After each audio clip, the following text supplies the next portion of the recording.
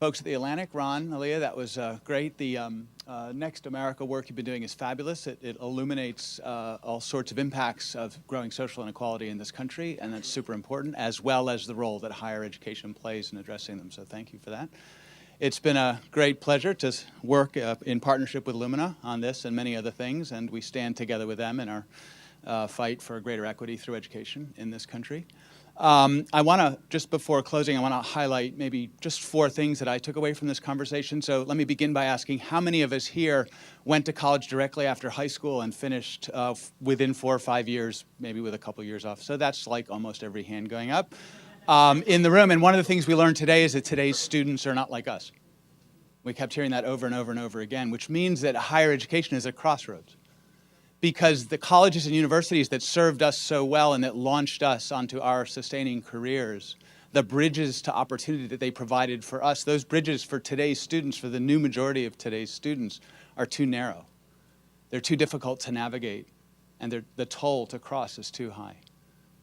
Which means that higher education is at a crossroads today, and the decisions that we take, philanthropists, policymakers, educators, members of the business community, the decisions that we take today about what we do about higher education, some of the issues we heard today, will determine whether that bridge to opportunity is available to today's students, to the new majority of today's students, whether colleges and universities that work so well for us will work for others in the future. So that's thing one. Thing two, we've heard a lot today about solutions that actually work in ensuring that the new majority of today's students can actually not just access college, but get through with a degree. And after a decade of work under a completion agenda, we should celebrate the fact that there's more to learn, but we know what to do. This is not a matter of skill. This is a matter of will. Will we implement the solutions that we've heard about today, that under which an enormous body of evidence is beginning to grow? We've heard about intrusive advising. We've heard about developmental education. We've heard about effective approaches to online learning. The data surrounding these approaches is widely available. Why isn't it being implemented more broadly? We talked about scaling, the need to scale what we know will be effective. And just to gloss the point, we're beginning to see evidence that too is beginning to take shape. We're seeing networks of institutions working together, learning together in public. We've heard a lot about the University Innovation Alliance, a group of universities led by ASU and Georgia State. Scott Rawls was, when he was in North Carolina, was a member of the Completion by Design colleges. Networks of institutions, Learning in Public, Association of Public Land-Grant Universities, works together with its urban serving institutions to implement many of these solutions for their members. So we're seeing evidence that scaling of solutions which are known can happen.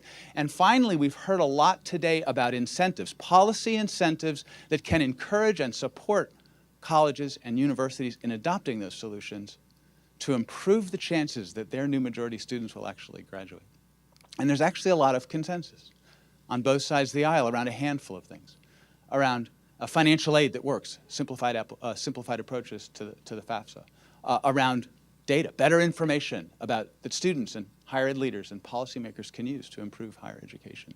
Today, the Gates Foundation just launched its, we call it a policy playbook, our policy priorities. It's a second edition of something we put out last year, picking up on many of these points, recognizing that in the policy arena at both state and federal level, there's growing consensus around a handful of initiatives that can actually create environments in which colleges and universities can act to succeed on behalf of their students.